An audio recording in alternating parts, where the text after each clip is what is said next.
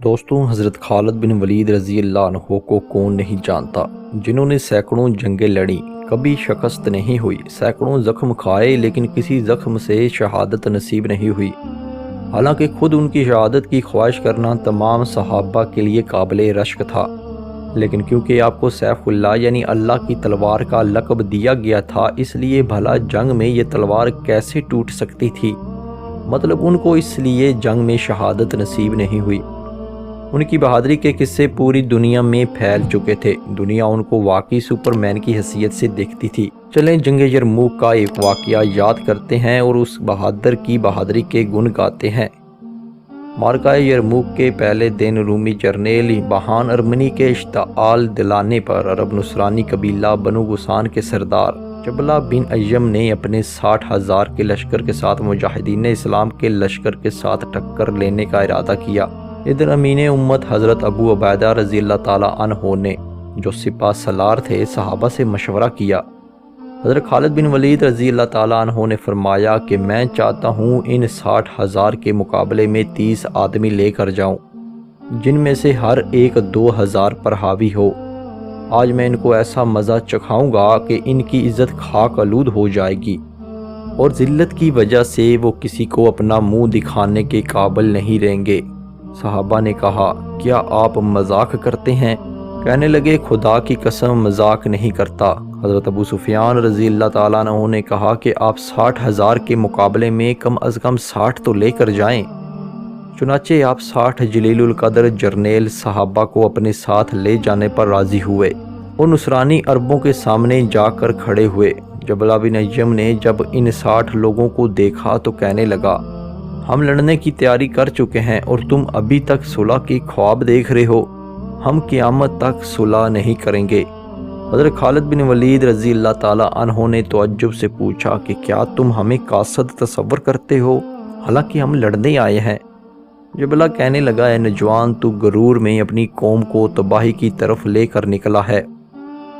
آپ نے فرمایا، تم ہمیں نہیں جانتے، ہم غرور میں نہیں بلکہ اللہ پر بھروسہ کر کے نکلے ہیں۔ جبلہ نے اپنے ساتھیوں سے کہا، مسلمانوں نے مجھ کو بڑی سخت آزمائش میں ڈال دیا ہے۔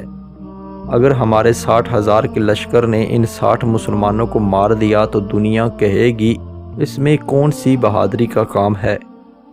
اگر وہ غالب آ گئے تو قیامت تک ہماری نسلیں کسی کو منہ دکھانے کے قابل نہیں رہیں گی۔ چنانچہ جبلہ نے اپنے ساتھیوں کو حملے کا حکم دے دیا۔ صحابہ نے بھی ثابت قدمی سے لڑنا شروع کر دیا۔ حضرت ابو عبیدہ رضی اللہ تعالیٰ عنہ اور تمام لشکر اسلام کیمپ سے تاریخ کا چھوتا معرکہ بڑی بےقراری سے دیکھ رہے تھے۔ دونوں طرف سے بہادروں کی چیخ و پکار اور تلواروں کی جھنکار کے علاوہ کوئی آواز سنائی نہ دیتی تھی۔ جنگ کے شعلے بلند تھے، صحابہ تکبیر کی آوازیں بلند کر رہے تھے۔ حضرت خالد بن ولید رضی اللہ تعالیٰ عنہ نے صحابہ سے فرمایا کہ آج اسی میدان کو میدان حشر سمجھو، کفار کو سبق سکھاؤ۔ صحابہ کفار کے اندر گھرے ہونے کے باوجود بڑھ بڑھ کر حملے کرتے رہے۔ نصرانی لشکر کے سپاہی ٹپا ٹپ مقتول ہو کر زمین پر گرتے گئے۔ جبلہ بن ایم حواس باختہ ہو گیا، اس کی سمجھ میں نہیں آ رہا تھا کہ سب ہو کیا رہا ہے۔ بدحواسی کے عالم میں چیخ چیخ کر اپنے سپاہیوں کو حملے میں شدت کرنے کا حکم دیتا رہا، لیکن اسلامی لشکر کے شیروں نے ان کو بھیڑ بکریوں کی طرح چیر پھاڑ کر رکھ دیا۔ شام تک صحابہ ایسے لڑتے رہے جیسے بالکل تازہ دم ہوں اور ابھی لڑائی شروع کی ہو۔ آج اللہ کی تلوار حضرت خالد بن ولید رضی اللہ تعالیٰ عنہ نے اپنا جوہر دکھایا۔ حضرت خالد بن ولید، زبیر بن عوام، عبد الرحمن بن ابی بکر، فضل بن عباس، عبداللہ بن عمر فاروق، زرار بن الزور اور دوسرے صحابہ رضی اللہ اجمعین جس طرف بھی جاتے صفوں کی صفیں الٹ دیتے۔ آخرکار مخالف لشکر پیٹھ دکھا کر بھاگا۔ جبلہ بن ایم کے لشکر کے سپاہی اس طرح ڈر کر بھاگتے تھے کہ گویا آسمان سے کسی نے ان کو ڈرا کر بھگا دیا ہو۔ بھاگنے والوں میں جبلہ بن ایم سب سے آگے تھا۔ کفار کو شکست فاش ہو گئی اور صحابہ کرام واپس آ گئے۔ واپس آنے والے صحابہ 20 تھے۔ ایک مرتبہ پھر پریشانی بڑھ گئی کہ شاید 40 صحابہ شہید ہو کے، مگر میدان جنگ میں جا کر دیکھا گیا تو صرف 10 لاشیں ملیں۔